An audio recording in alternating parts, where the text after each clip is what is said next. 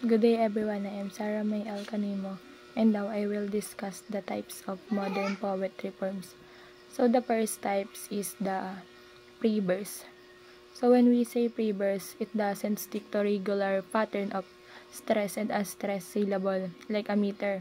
So the meter is, so we have a pentameter, so we have a five stress in the poetry.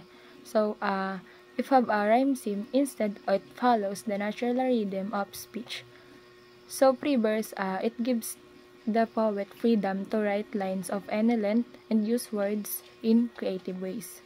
So the second is the acrostic.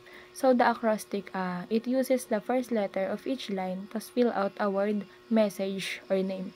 So when we read vertically, the word spelled out often has special meaning to the poem.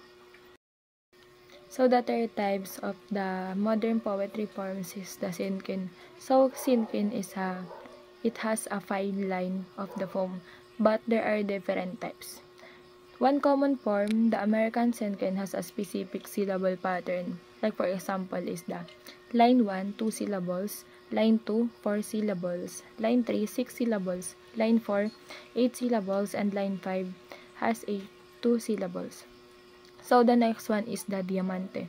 So Diamante, the difference between Sinken and Diamante, Sinken is a 5-line poem, and the Diamante is the 7-line poem.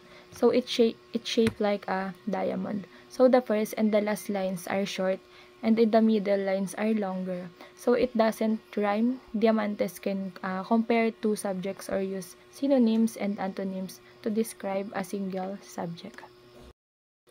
So the next is the concrete poetry. So the concrete poetry, it is all about how poem looks. The arrangement of the words, letters, and even colors creates a visual effect that adds to the poem meaning. So the words are often arranged to create a shape that reflects the poem subject. So ganun lang siya kadali. So the next one is the Senryo. So it has a 3-line Japanese poem similar to a haiku. So Senryo, so it has a 7 syllables in a pattern 5-7-5, unlike haiku which focus on the nature. So Senryo is usually about human nature and often has a humorous or satirical tone. So I have here the example of Senryo, which is, I tend my garden as a meditation hope in a broken world. So the syllable pattern is 5-7-5. So I tend my garden. So it has 5 words. Then as a meditation hope, then it has a 7 and in a broken world. So ganon siya kapag gagawin.